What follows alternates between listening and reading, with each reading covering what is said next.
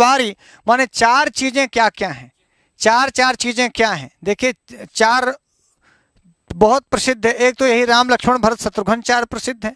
जैसे हम लोगों ने देखा कि ईश्वर एक होता है, सूर्य एक होता है, चंद्र एक होता है। ऐसी दो चीजें हम लोगों ने पढ़ी, तीन भी चीजें पढ़ी। आज हम लोग इस एपिसोड में पढ़ेंगे कि चार चीजें क्या क्या हैं। तो देखिए चार धाम प्रसिद्ध है, चार धाम, वो चारों धाम हैं। अरे बाप रे, हाँ बहुत धाम इतना मोटा होता ही है।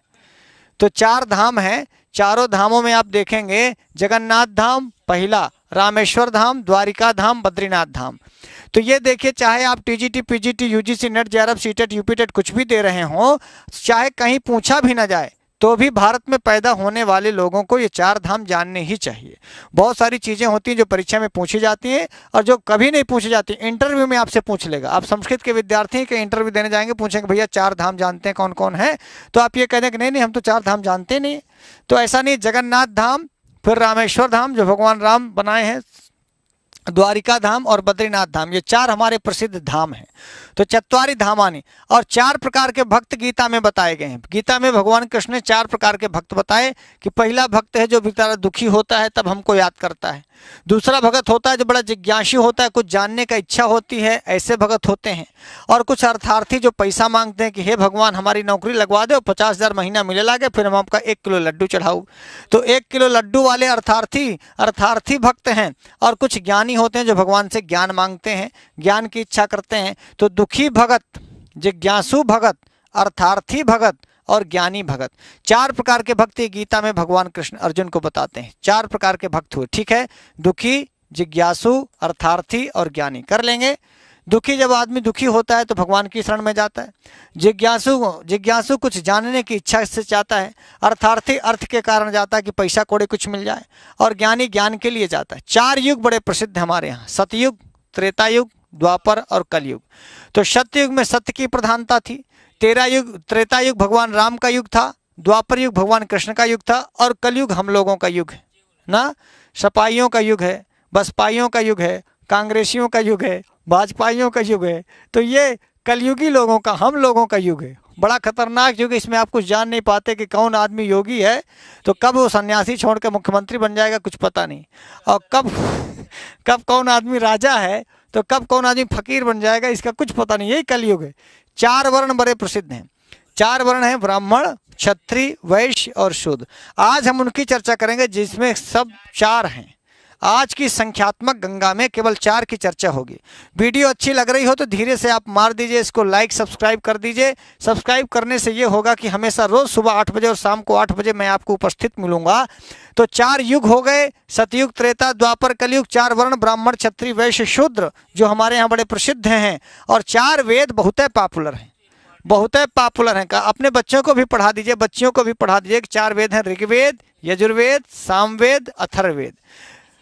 हाँ, विशेष में भी पूछा जाता है कितने वेद हैं। सबसे प्राचीन वेद ऋग्वेद है। तो ऋग्वेद, यजुर्वेद, सामवेद, अथर्ववेद, ये चार प्रकार के चार वेद हैं। आज केवल चार की बात करेंगे भैया, आज केवल चार की बात। और चार वेद भाग हैं, वेद के चार भाग हैं, एकदम चार पे विचार। आज केवल चार पे विचार। संहिता ये वेदों का हिस्सा है। दूसरे वेद भाग हैं ब्राह्मण, तीसरा वेदों का भाग है आरण्यक, और चौथा वेदों का भाग है उपनिषद। ये चारों चीज़ें वैदिक साहित्य के अंतर्गत आती हैं। संहिता भी वैदिक साहित्य के अंतर्गत आएगा, ब्राह्मण ग्रंथ भी, आरण्यक ग्रंथ भी और उपनिषद ग्रंथ भी। तो वेद के चार भाग, चार वेद और चारों वेदों के चार भाग, कुछ संहिता भाग, ब्राह्मण भाग, आरण्यक भाग और उपनिषद भाग। चार पे विचार आज हो रहा है, चार पे विचार। वाह गुरु। चत्वारा पुरुषार्था, कौन कौन? धर्म, अर्थ, काम और मोक्ष। धर्म, अर्थ, काम और मोक्ष, चार पुरुषार्थ। और ये देखिए पुरुषार्थ में मोक्ष भी है, और त्रिवर्ग में मोक्ष नहीं आएगा। धर्म, अर्थ, काम ये त्रिवर्ग है, और धर्म, अर्थ, काम, मोक्ष ये पुरुषार्थ चतुष्टय है। चार प्रकार के पुरुषार्थ और चार अवस्थाएं होती हैं। चार अवस्थाएं होती हैं, विद्युत नास्ति। चार अवस्थाएं होती हैं, जागृत अवस्था, स्वप्नावस्था, सुषुप्तावस्था और समाधि की अवस्था। समाधि अवस्था ही तुरीय अवस्था कही जाती है। तो चार अवस्थाएं हैं। व्यक्ति या तो जागेगा, या तो सोएगा, सपना देखेगा, और या तो गहरी नींद में सोएगा और या तो समाधि की अवस्था में रहेगा। समाधि की अवस्था में तो जैसे साधु सन्यासी ऋषि मुनि रहते हैं, जागृत अवस्था में, और हम लोग ज़्यादातर सपना देखते हैं और या तो गहरी नींद में सोते हैं। तो सपना वाली अवस्था हम लोगों की है, सोने वाली अवस्था हम लोगों की है, कभी कभी जागते भी हैं, हाँ, और नहीं तो समाधि की अवस्था में तो कभी गए नहीं है, जब हम लोग आखिरी में समाधि होंगे, है ना। कहाँ चला गया? 4 अवस्थाएं हो गई। अब आइए 4 आश्रम। 4 आश्रम बड़े प्रसिद्ध है हमारे यहाँ। एक ब्रह्मचर्य आश्रम, एक गृहस्थाश्रम, एक वानप्रस्थाश्रम, एक संन्यास आश्रम। तो वैसे तो ब्रह्मचर्य आश्रम 25 सालों तक, 25 से 50 तक गृहस्थाश्रम, और 50 से लेकर 75 तक वानप्रस्थाश्रम, 75 से 100 तक संन्यास आश्रम।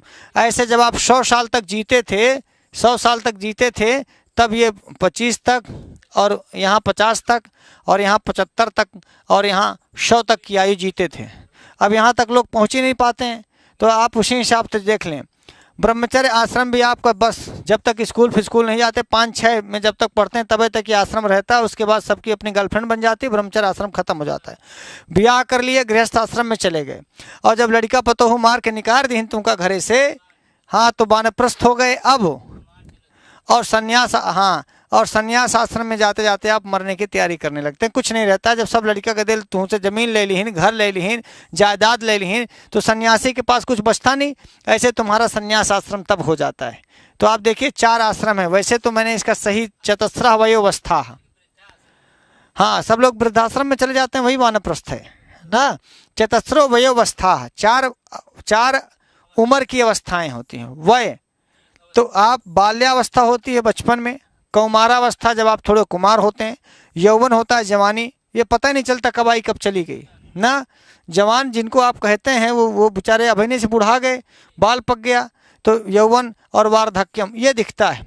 बाल्यावस्था थोड़ी दिखती है और कौमारावस्था दिखती है, फिर ये वाला वार्धक्य दिखता है। आजकल जवानी कब आई कब चली गई कुछ पता ही नहीं चलता। तो 4 जो है उम्र की 4 अवस्थाएं होती हैं। या तो आपकी उम्र बाल्यावस्था में आप खूब खेलते खाते हैं, कौमारावस्था है आपका 10वां 11वां 12वां जब आप पढ़ते हैं, और यौवन आता है आपका BA MA में ना। और आपके वार्धक्य अवस्था, वार्धक्य रहती है ज़्यादा, हो गया 25 साल के बाद वार्धक्य आ जाता है। 4 उपाय मेन: साम, दाम, दंड, भेद। साम माने मीठा मीठा वचन बोले, मधुर वचन बोलना। दान करना, दाम देना माने कुछ रुपया पैसा दे के काम बना लेना। दंड माने डांट बिगड़ के दंड दे करके अपने काम को साध लेना। भेद माने कुछ लोगों में फूट डाल देना, जिसे अंग्रेजों ने किया, फूट डालो राज करो वाली। तो साम दाम दंड भेद, ये 4 उपाय बताए गए। अब आइए चतुरंगनी सेना में कुछ रथ होते हैं, कुछ हाथी वाली सेना होती है, कुछ घोड़ा वाली सेना होती है, और कुछ पैदल सैनिक। तो ये 4 को चतुरंगनी सेना कहते हैं। आज 4 पे विचार हो रहा है साहब भैया, 4 पे विचार। तो रथ पहला, दूसरा गज, तीसरा अश्व, और चौथा पदाती। तो आपने देखा कि रथ, गज, अश्व और पदाती ये चतुरंगनी सेना है।